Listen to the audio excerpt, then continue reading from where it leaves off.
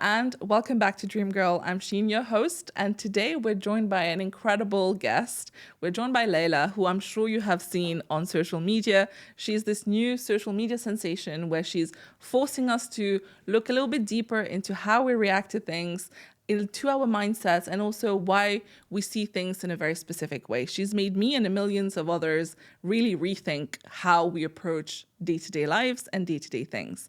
And also this episode is brought to you by Muzz, the leading Muslim marriage app. But for now, hello Layla, how are you? Hi, I'm well, thank you. Thank you for having me, number one. I'm really excited. And I think that's the first time in my life I've been called a sensation. No, can't be. You must have been called that many times. I don't know if someone's used that specific word to describe me, but you know what? I love it. I'm here for it. I mean, I honestly, because you know when you're on Instagram, you scroll through, you see so much of these clips now, right? Yeah. But yours always forced me to watch it till the end. I guess that's a good thing. It is a good thing. Well, you know, when it first started, it was like my facial expressions, because I know I have those like big eyes, and then I get You like do. very expressive, and the camera's in my face. But subhanallah, it worked in my favor. When I shied away from it at first a little, my dad was like, "No, it's your expressions that like get people going like, what is this?" And I think in Arabic we have a dua sometimes that your parents will say for you or your friends, Allah يحبب خلقه فيكي, which means may Allah put the love of your, how do I say it in English? Like may Allah put love in people's hearts towards you, so that's that beautiful. and it's true. You see some actors or some celebrities or personalities, and something just draws you towards them, captivates you. So alhamdulillah. Definitely there's some charisma with you, but there's also I don't know about charisma. I don't know about that riz. the I don't know about that. but it's also the clarity of your language. You're very clear, because I think in your mind you're very clear, and even the few minutes we've spoken now, I can tell that you are very clear on who you are, what you want, what you like and what you don't like. And I think that's something that our generation really struggles with. We are so confused about everything, and that's why people love to see clarity. But obviously we're here to talk about a lot of fun stuff. So first of all, I want to ask you, in today's time, we're more connected than ever, right? But still people are struggling to build meaningful relationships. Why do you think that is? I think it's a multifaceted answer, but I will start by saying we have the illusion of connectivity. Just because we have social media that enables us to reach each other faster, it does not mean that we are genuinely listening to one another and allowing each other to be ourselves or give each other that space. You know, a lot of people will talk to you about like this is a safe space or feel, but think about it truly, how much of that do they actually allow you? It's actually not that much. You look back at our parents' times and how they had to walk maybe a mile to that phone booth, put in the money just to be able to make an international call, and how much they cherished if they were just able to get on the line for 5 minutes with someone. So I think sometimes the overabundance of something makes you feel entitled. It makes you take it for granted. You don't appreciate it as much. You don't respect it. And then obviously this is what happens. This is the lack of connectivity between each other is a natural consequence of the overabundance of social media and other forms of connection that has been shoved down our throats. Yeah, I agree. I was having this conversation with a friend of mine just yesterday where, the phrase of like familiarity brings contempt. And I think it's so true. And it's not in a very different light. It's more that when you see so much of someone, you have access to someone so much, you start to forget how special they are. You forget how special your time with them is, and how this might not be forever, and this is someone that you really love and appreciate and respect. And that's why I feel like now, given how easily it is accessible to speak to random strangers or people that we don't appreciate it as much. I agree. It's human nature to delve more into that side, but I think this is why with my podcast I'm so big on discipline, right? Because just because it's human nature to take something for granted if it's available all the time doesn't mean it's okay, right? So I'll give you an example of, I couldn't afford a car for the longest time. The longest time. I didn't have money, worked my butt off, and alhamdulillah, by the grace of God, I really believe I got my car at the right time in the right way when I was ready for it. Even though it was later on in life, but alhamdulillah. My point is, I made it a point. When I was walking to go get my car, excuse me, and they put the little ribbon on it. When I sat there, I stood there and I really took it in and I digested it, and my heart was beating just out of gratitude. I was so overwhelmed. And I took the minute to say, remember this feeling every time you walk towards your car. And I tell my dad and my best friend Afaf all the time, every time I walk towards my car, I feel the same way I did the day I was going to pick it up. So it's a lot of work. You have to go out of your way to do better. I can't just be like, oh, it's normal. I've had the car for a year. No, it's not. Do you not remember when you were sobbing, crying, begging God for that? So do you not remember when you were sobbing and crying, begging God for a good friend or a husband or a whatever job, it is? yeah. In terms of connectivity, right? Oh, yeah. So to not take people for granted. I mean, so it doesn't make sense to me. People are lazy. They take the easy way out. No, but I love how you explain this again. The clarity is coming out. It's so amazing how you explain things. So we're just going to get you to explain more things to us. So I'm gonna use your little Muzz mug. I'm gonna do it. Go for it. Go for it. All right, but go. you know how you were talking about waiting and being more grateful kind of things, like things happen in the right timing, which I completely agree. And I saw this really cool thing on TikTok recently where it said that whenever you ask Allah for anything, there's only 3 responses that Allah has for Bro, you. we literally just said this in the No podcast. way! Did you actually? Yes, not yet, or I have something better for Yes! you. Yeah. See, we consume the same content. SubhanAllah, yeah. So I love that because it reframes how every situation is around you, right? And now when we think about, let's move it to the path of finding a partner. So this is something that I feel like a lot of people our age are struggling with, whether women or men. I feel it's the same Both, problem, I agree. right?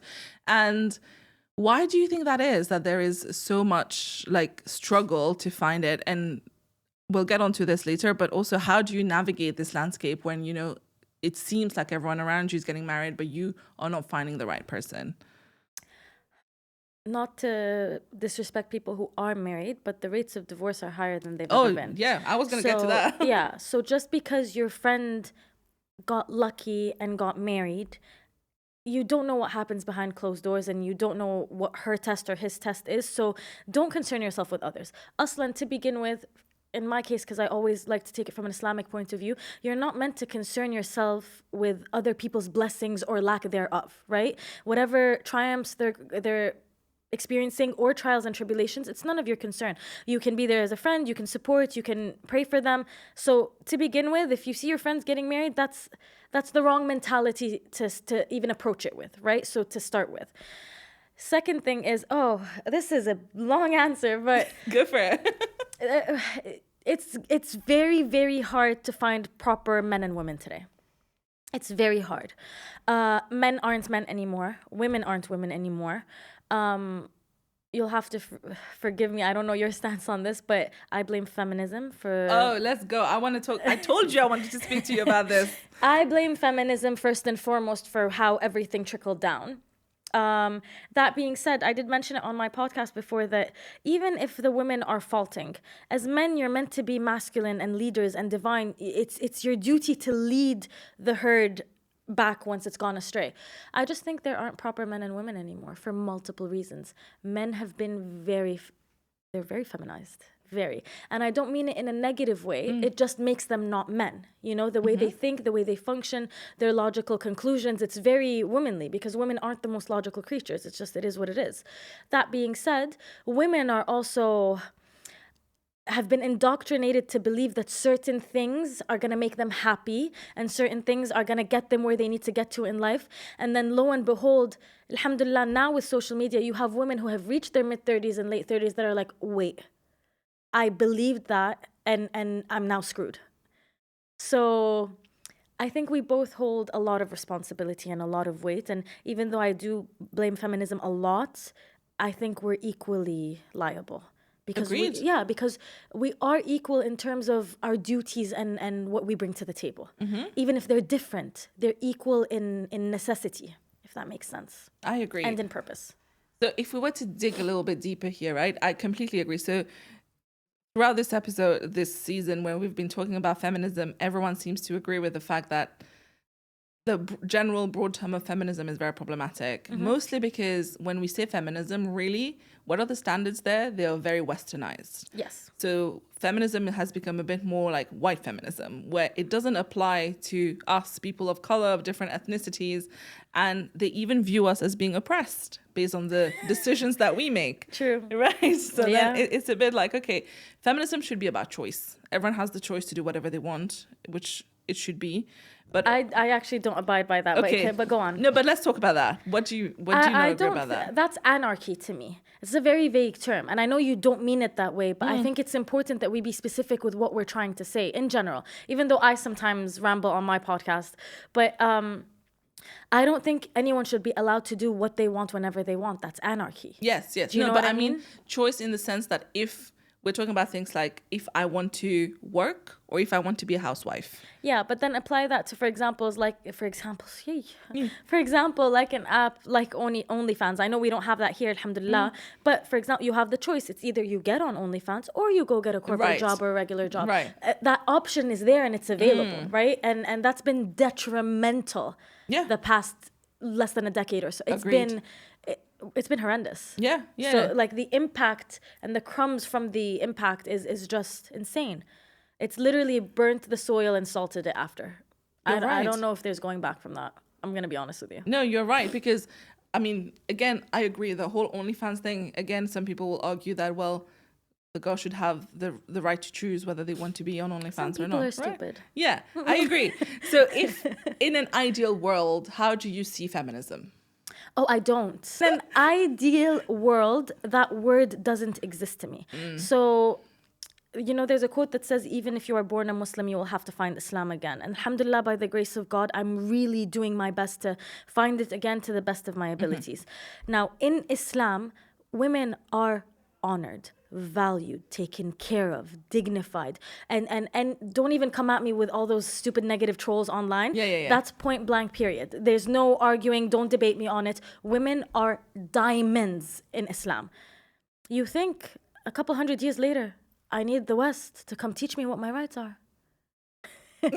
Like, do you think I don't value my life and my traditions and my culture and my ancestors enough that I will let go of all of that and go have someone else thousands of miles away in a different world come and tell me what my rights and duties are as a woman?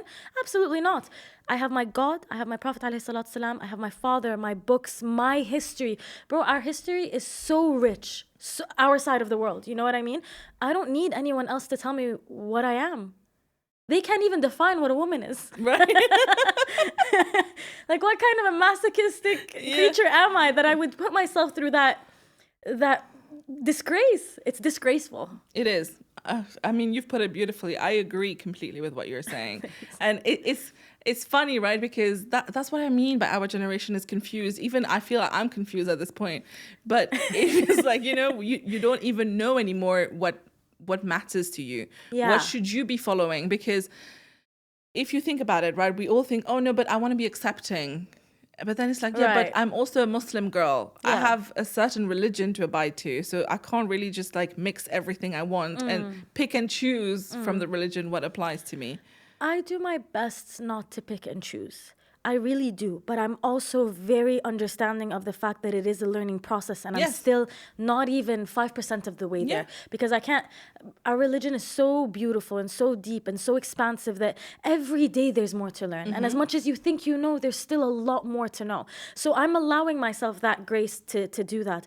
But I'm concerned with that and my friends and my family and their well-being, that I'm not concerned with all of that nonsense. You know what I mean? They want to have those big conversations and say inclusive, but just really take a little peek behind their doors. It's chaos. It's a mess.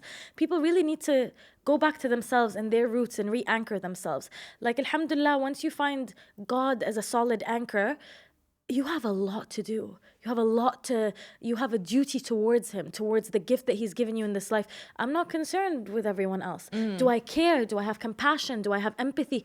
1,000%, because that's a wajib. We have to. But I'm not forced to have your inclusivity conversation. Exactly. You know why? Because they're inclusive as long as you say exactly what they want, the way they want As it. you conform. Yeah. But the second you're like, but wait, that doesn't really make a lot of sense. They swat you down like a fly, and the feminists come out with their pitchforks. And no, I'm convinced you can't cancel me because if you come up and dig something from the past, I'll literally come out and I'll be like, yeah, what's your point? And I mean, good. I love cancel proof. But also, if you look at it really, right, no one gets cancelled permanently. No, but I don't think it's about the canceling. Actually, that's a beautiful point. Let's go with that. So it's not about canceling permanently. It's about showing you and showing the masses that no matter how big you think you can get, we can swat you down with a little rumor and a little PR crisis here, and then we will force you and drag you through the mud for you to get on your page and apologize and conform and conform and conform and regurgitate the propaganda and the agenda that we want you to. We'll let you disappear for a little bit, and then you come back, subhanallah, stronger than ever. Yeah, so it's a slap on the hand. What do you mean? Yeah. It's you're a puppet in their machine, in their play. Yeah. So I think that's it. So very few people ever really get canceled. The ones who really get canceled and never come back, and they'll tell you it's because, they got canceled, they whatever. No, they just didn't apologize and conform, and they're like, screw this, I'm out. Yeah. And they just decided went to away. stop playing the game. But you don't see them continuously try to be in the scene. They just are like, I'm out, I'm done. Up. Yeah. This is it for me. Yeah. So I agree. I mean, did you watch the movie This Ends With Us? But girl. Did you see the drama going on? I did. Everything I know is against my will. Everything I know about that drama is against my will, but truly. It's being shoved down our throat. Every page I open is this. So I love, for example, like poetry or documentaries or whatever. And sometimes I scroll just because my algorithm will pitch me a documentary or a certain poem or a certain podcast. And then with that, because God forgive me, my best friend and I went to watch the movie. Ever since then, it's just all I see. Same. But I think it's despicable, if I'm going to be honest. What is despicable? The whole thing, the whole... the drama, you mean, around the movie? I think the drama is despicable. I think when, I know I'm very tough love on my podcast, but domestic violence is horrendous.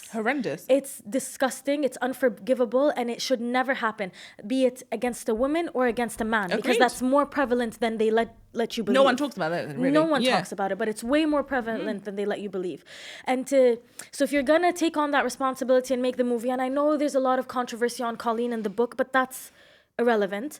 If you're gonna take on a movie like that, and I get it, I love that they added the rom-com aspect because it shows you how they can seem normal and they can seem like they're loving and right? And how I thought that was very important. That being said, you don't take an opportunity like this and do whatever the hell you did with it. It's dishonorable. It's so disgusting because, and I'm sure they're aware of the PR scandals that are happening right now and all the drama online. I don't give a hell what your PR agent told you. You get online and you apologize. And you keep it moving. But you don't let people think there's tension between you two. Like, it's about the movie. I'm so confused. But for me, what did it for me was when Blake just went online being like, grab your best friend, wear your florals, and go watch the movie. I was like, girl, is this a different movie promotion? Because this is not Barbie. So I think they did try to do Barbenheimer again. They did, didn't they? With Deadpool and Ends With Us. Which, don't get me wrong, it could have been a genius strategy because Barbenheimer was epic. I understand recreating it with their own twist because Ryan Reynolds is very... he has his own comedy and whatever. So I understand if it worked, so let's use that potion again. I understand that, but... Listen, I'm just gonna... Blake Lively can't act to save her life. Khalas. Agreed, please, right? And that's always been the case. I'm really sorry. She's beautiful. She's a mom of 4. She's doing that whole thing with her hair. Stick to what you know. Stick to what you're good at. You know what I mean? Like, A Simple Favor was lovely because it wasn't necessarily about the acting as much as like the outfits. And her acting was really nice in that. I didn't watch that. But it's like reapplying the fashion and the whatever, and it ends with us. Those are 2 very different movies. Very different approaches. Very different. Very different. But anyway, yeah. Yeah, so that's my 2 cents on that. That was my point because now you see how like Justin is now hiring like a PR crisis manager, the same PR person who managed Johnny Depp and all of that. So it's really sad that he needs to do that. He's a great guy. His podcast is, from what I've seen, I love he's a great his podcast. His podcast is lovely. He really... from what I've seen, I haven't seen the full thing. I don't know how much of a feminist he is, but it's really sad that he read the book and reached out to Colleen very early on, and he was very passionate about this project. And for someone to come and hijack it, I find it despicable. But to be fair, if you want to apply it on life, such is life. Yeah. Sometimes you will work your butt off and you will do everything you need to do, and someone's going to prance along and just come hijack. And such is life. Such is life. Yeah, happens. But what can you do? But anyway, going back to our original conversation after our 72 tangents, you know, we were talking about how the Western world tried to like come and rescue us. But you know the whole thing about how for them 50-50 is a thing. But in Islam, the man is meant to be the provider. But I want to give you a for instance, and I want your take on that. Okay? This is a conversation I've had in real life. Sure, go for it. And it was with a male friend, and the whole conversation You have male friends? Haram. I was like, is she serious? No, this is what people comment on my videos. Astaghfirullah. Haram. Not my troll in person. But yeah. No, I mean, he was just there.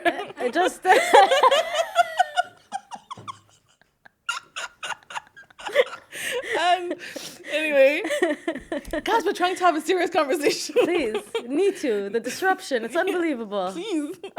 And the whole conversation came up about how in Islam, the man is meant to be the provider. Tamam. Okay? We are all agreed on that. Agreed.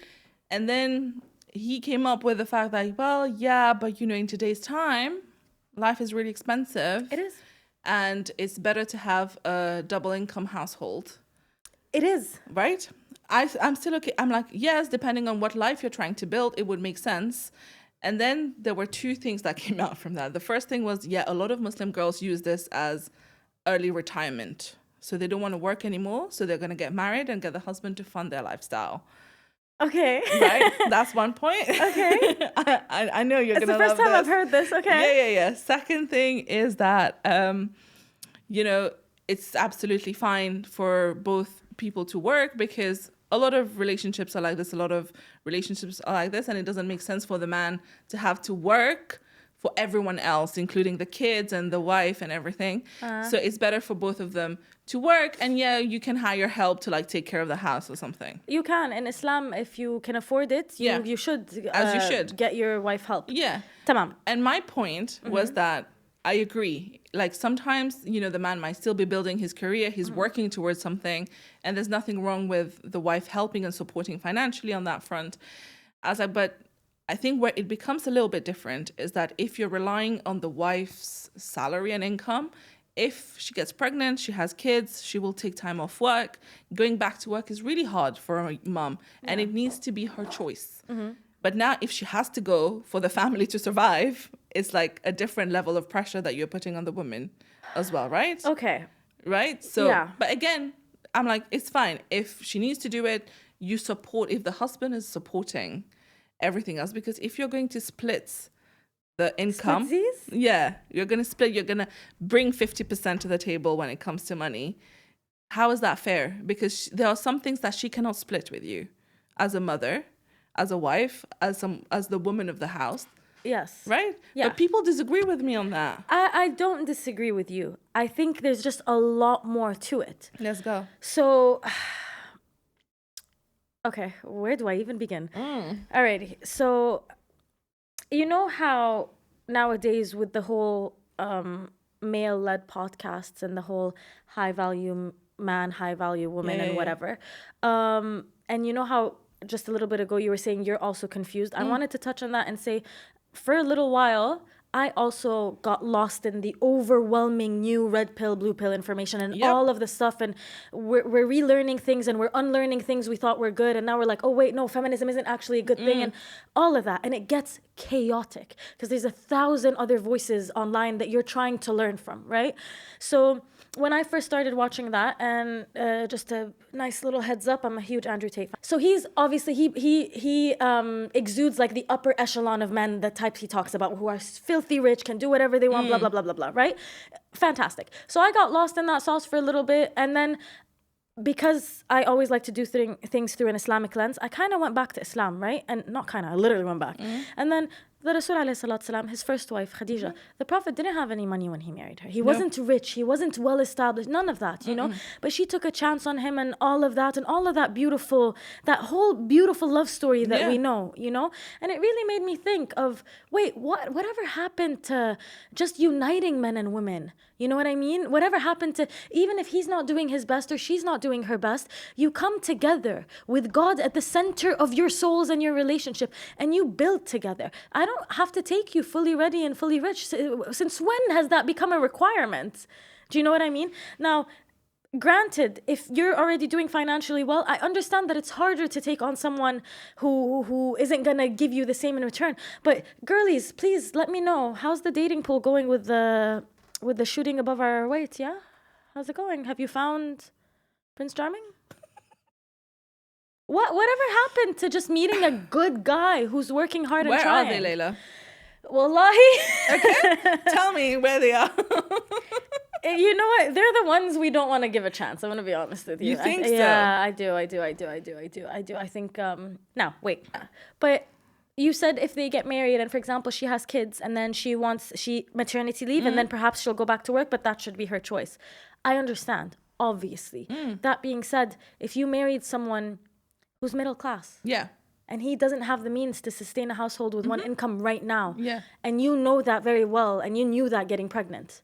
Yeah. You got to do what you got to do. Yeah. Like, you guys have to figure it out as a unit, as a family. Shilu ma ba'd. That means carry the weight together, you know? I see a lot of comments online. Sorry, I'm rambling. I see a lot of comments online about, it isn't 50-50. Or something along the lines of, but if he's working a full-time job and I'm working a full-time job and then we both come home at the end of the day exhausted, he can't expect me to go cook and clean for him. Okay. I understand you're both working just as hard to me. Yeah. So he can't even be like, you don't know the stresses I go through throughout the day. So here's a wild thought. Why don't you cook together? Yeah, that's the point, right? That's what I meant. It's like, if we're going to share that load, we share the other load as well, right? Or maybe one day he's really tired. He had a tough day at work. Go cook. Yeah, you had a day that was okay. Yeah. Yeah, it's fine. Take on a little bit more that day.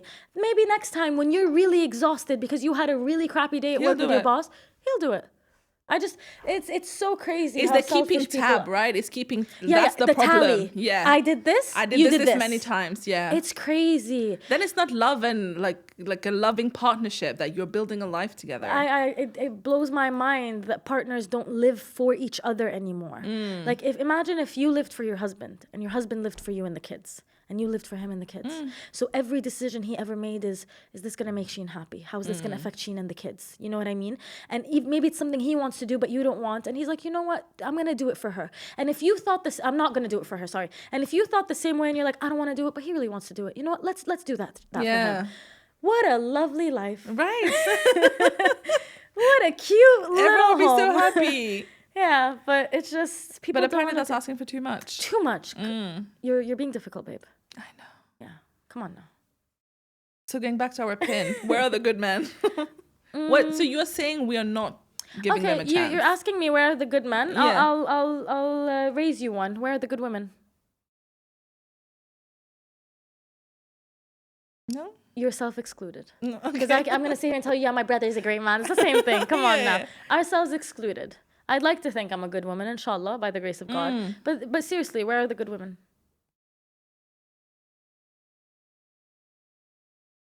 So I guess at this point, we need to define what is a good man or a good woman. Right? What do we mean by that? To me, it's, for me personally, and this will always forever remain my answer, this is one of the answers that I don't think will ever change. It's someone who embodies everything the Prophet ﷺ was sent to teach us. وفقط. And you don't even have to embody it fully, but at least you're trying. You're striving towards that. At least this is your goal in life. That is. What about you? What do you think a good man or a woman is? I agree. For me, it's a man who is very much in touch with his faith and is every day trying to be a little bit better with it. Of course. Yeah. Because I'm the same, right? I'm also on a journey. I want to become much better at my faith than I am right now. Beautiful. And I want someone to support me on that journey. I love that. Right. I respect that. Yeah. Hell yeah. But why is that difficult to find? It's not difficult to find, Habibi. Number one, you don't find love finds you. Okay. Number two, there are things that are bigger than us And I would like to hope that your husband, this whole matchmaking thing that will be your husband and your divine partner, is way bigger than you. And things that are bigger than me, I leave to Allah. True. Khalas. Yeah. I do my part and I live my life the best way that I can, in the healthiest way that I can. And when you are ready, believe you me, God will send it. And it'll happen in the day you least expect it to, in the way you least expect it to. And it's going to be magical. Oh, I love that. Yeah, hell yeah. Yeah. God is the coolest. God is, I swear, he is honestly the best playwright, the best matchmaker, Agreed. the best director, producer, actor, whatever you want. He is the best of the best. So it'll work out. Yeah, but that's the thing, right? I feel like logically, most of us know that, right? We trust in the process. God will send it. We don't have a tracking number, unfortunately, so at some point it will happen, right? But I feel like it is still, because comparison is the thief of joy, right? We always start to compare and think, But that's why we're not meant to compare. that's the problem. But how do you Bro, who are you actually comparing block it? to? Everyone around me is either married or having kids. So, are they happy? Are they? Can you swear on your life right now? You die on that hill that they're the happiest people in the world. You know that for a fact. I don't know. You don't know what happens behind closed doors. Khalas. I don't know. Okay. So because you also have a great relationship with your dad, my dad is also Alhamdulillah. like my number one star, right? Beautiful. And what he tells me is always that maybe Allah has something bigger planned for you, and you need to focus on that first, and then after that you'll be allowed to focus on other things and think about like bringing a man into it, because maybe right now you would not be able to give justice to both of the things in your life. That's one of the ways to look at it. But think of we were just talking about this, Afaf and me. Think of non-attachment and the law of attraction, right? There's this funny saying in Arabic, which is manifestation is just dua, بس انتوا بتحبوا الأجانب, which is manifestation is just dua, but you guys like the West. You know what I mean? It's like That's the thing. Manifestation Dua. is basically dua. it's literally dua. Meditation is sujood. Literally though, you know what I mean? So with manifestation, they tell you to visualize it, embody it, whatever. And the thing people confuse the most is that you don't attract what you want, you attract what you are. Now take it ala dua, okay? With non-attachment, because you're supposed to let it go and not think about it and act like it's already here. When I make a dua and I ask God for what I want, khalas, I ask for it and I say thank you for giving it to me. And I already, like, I swear while I'm making the dua, I start smiling like I already have it, because I really feel it in my core, because that's how much faith I have in my God. And then I don't leave the prayer mat and then go think about it again, because in my mind, khalas, that's up to God now. That's his territory. That's in his realm. I'm done with it. How it arrives, when it arrives, what it looks like when it arrives, none of my business. That's his business. Yeah, logistics is not for us. Not for us. I'm just a girl. I'm just a girl. You know what I mean? Yeah. So, but you have to practice that. Most people, they'll make a dua and they'll ask for it, and then they'll spend their days just stressing to worry. and Yeah. lamenting in it, and it's just a lot. It's just too much. You're doing too much. Yeah, I agree. It's an everyday thing, girl. Believe you me. But also, okay, so because we talk so much about, clearly you are working on making your relationship stronger with Allah. All of us are. How important do you think it is to find a partner that is the same way? Because, because I've seen one of your videos where you talk about how a woman should always go for a man who brings her closer to God, right? Absolutely. So how do you think religion and your relationship with faith plays a role in the partner that you find, and therefore in the happiness of your marriage? Oh, I don't want to cry. Sayyidina Ali alayhi salam and his love story with Fatima. It's one of my favorites. Me I don't too. wanna cry. Oh, no. I know, it's an emotional I know what one. you're about to say, yeah. It's so beautiful. From A to Z. And she died at no, I'm okay. And she died at a very young age, right? I think she was 27, I believe, when she passed away. Yes. And he was known, like, he's legendary for his strength on the battlefield. And when he drew his sword, it was to chop heads. Like, no one could ever survive a wound caused by him. Like, what a man.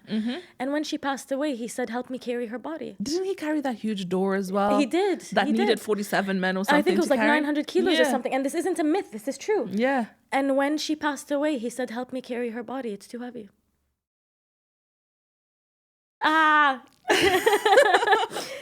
love them. Their story's so beautiful. Their story's so... I need a tissue now. Yeah, we do need Their a tissue. story is so beautiful. That's like my dream fairy tale. So when I make dua, I always ask Sitna Fatima, send me who you think embodies Ali. Like, that is a form of prayer. At least my form of prayer. And I won't settle. That's what I'll wait for. And because I believe it's there, I'm not sad. I'm not looking at other people. I'm like, you don't have Ali.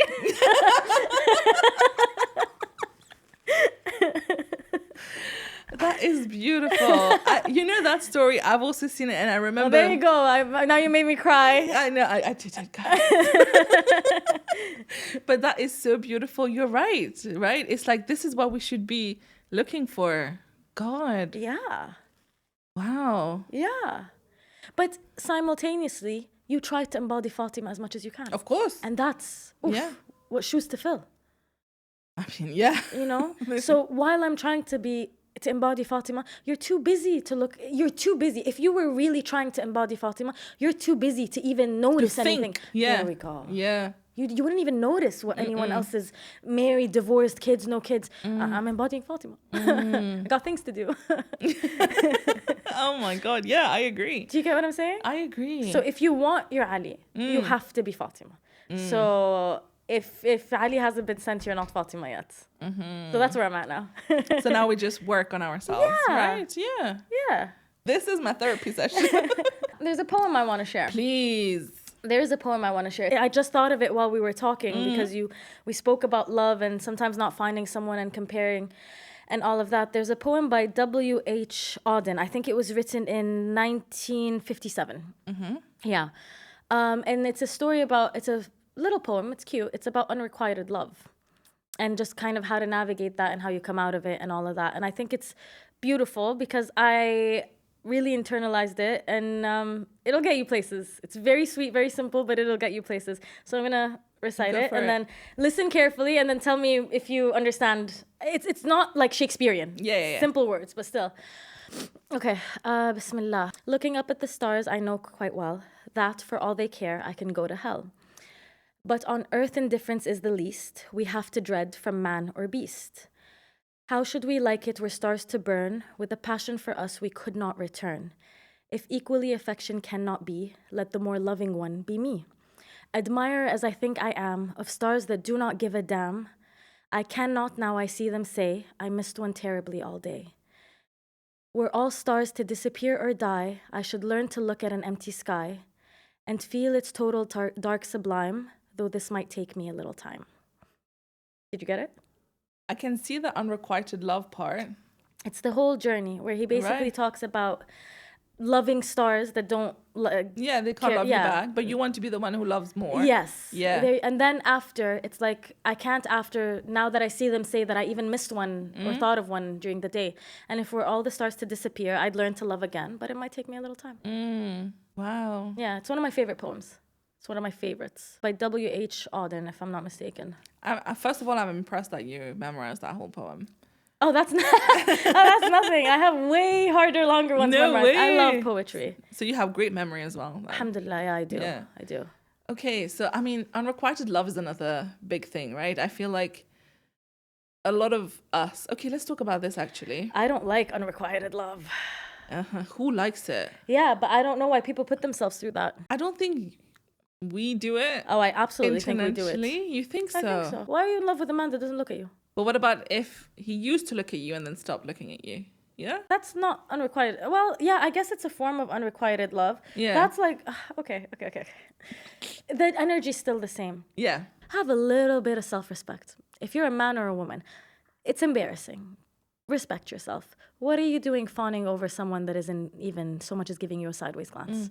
And what is this self-deluded state that you've put yourself in where you literally sit in your room journaling like he is mine and I am his, and then you look out the window while it's raining and he is just going about his day having a burger with the guys? Like, it's when you really break it down like that, it's embarrassing. And it's delusional to sit there and fantasize and have these extreme, strong, vulnerable, intense emotions towards someone that isn't reciprocating them, hasn't even given you the time of day. How did you even fall in love? Where did it come from? You know what I mean? What is it based on, right? Yeah. When you meet someone on Muzz match. Oh, Muzz. When you meet someone on Muzz. Yes. It's about the value that they add, the back and forth, the how they make you feel. You know what I mean? But if you decide, khalas, you don't want me and you're gone, I'm gonna sit here and fantasize about you. It blows my mind. It's lack of self-confidence, it's lack of self-respect, it's lack of self-worth, self-value. There is a deep childhood wound there. Where you are consistently putting yourself in a position to be hurt, to validate why you are the way you are. Get out of it, snap out of it. I know. Yeah. I know, because the stories you hear all the time is that the new term of situationships, right? It's like, I didn't know whether he liked me or not, but he was giving me so much attention, but he wasn't saying anything, and I thought, I'll give him his time. But men are really good liars. Yeah. And I don't say this because I hate men. I love men and I love women. Men are really good liars. What's that cliche thing? That's why men fall in love with what they see and women fall in love with what they hear. That's why men lie and women get dressed up and all dolled up. Yeah. Men lie. I'm going to be honest with you. I used to first think that situationships were totally the guy's fault. Like, how could you lead her on like that? How could you do that to her? But then I started seeing... It's both-sided. Yeah, no. But then I really started seeing how stupid girls were. I did. I woke up one day and I was like, damn, women are stupid. Not all women, but women can be... especially when it comes to a man, all their brain cells take a vacation. Yeah. No, they retire. Khalas, we're in a senior home in Florida. But like a man will literally tell you, like, I don't know if I'm ready for a relationship, but like, I like you though, you're cool, like we can chill. She'll be like, okay, come over, let's Netflix and chill. And she'll just be like, he needs time, but like he likes me, he wants to spend time with me. You don't know him like I know him. He's still recovering from his breakup, you know? What more do I need to know? I don't want to know him. You shouldn't want to know him. But yeah, no, women, I really feel bad for women. I do. I love women so much, but I kind of want to stay the hell away from them sometimes because, number one, I'll tell you something. They give the worst advice on God's good green earth. Women are the worst at giving advice. They will soon have you jump off a cliff without a parachute. Wallahi. Delulu is the Slulu. Yeah, I'm just a girl. Yeah. This is their approach to everything. Yeah. And it's just, yeah. But this is why back in the day on Marriage and Muzz,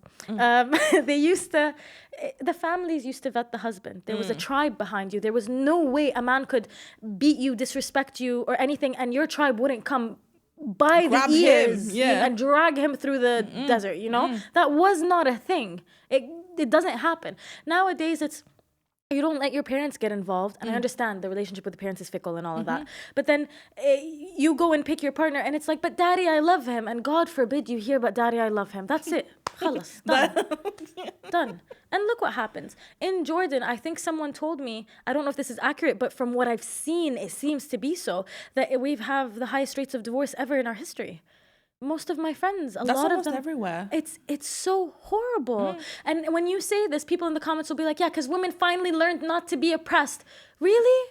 That's the not oppression. This is our metric. Not oppression is we get married, potentially have a child and divorce. This is our metric for women not being oppressed. That's a sad thing. That is sad. But anyway. Yeah, there's that statistics now in the US, is it that almost 1 out of 2 couples are getting divorced in the first 10 years. That's insane. That's crazy. That's insane. And I understand that there are certain scenarios and circumstances where it is best to separate. And this is why, alhamdulillah, in Islam, we do have divorce. We do. But it is not your first option.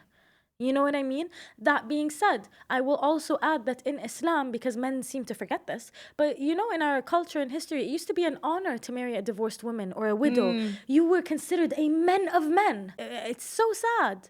But it's similar to, marrying like older women. No, when I say older, I just mean like not in the 20s. That's what's considered older now. I know. But the Prophet himself, peace be upon him, married someone who was way older than him. She was. And can I tell you something? This is why we say to attempt to embody him as much as you can.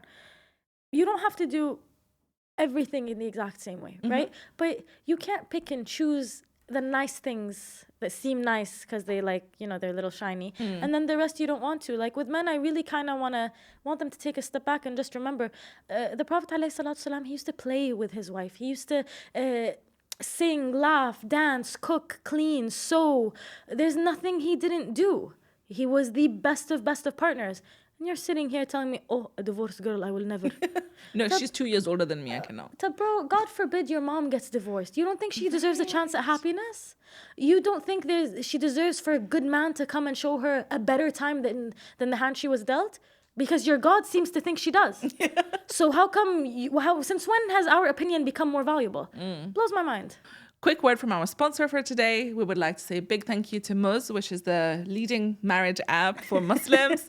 They have over 10 million single Muslims looking to find their future spouse Islamically, securely, privately. So if you're also one of them, consider downloading the app. You'll see the link in the description box below.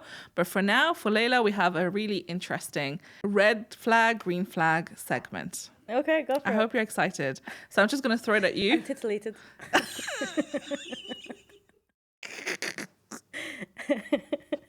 Okay, your vocabulary is incredible, by the way. Okay, he's a mama's boy through and through. Red flag.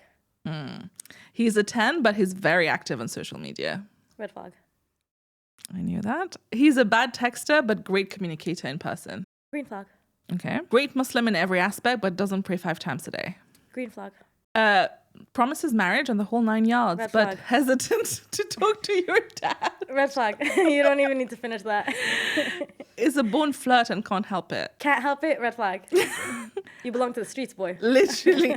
Great sense of humor, but can't take a joke.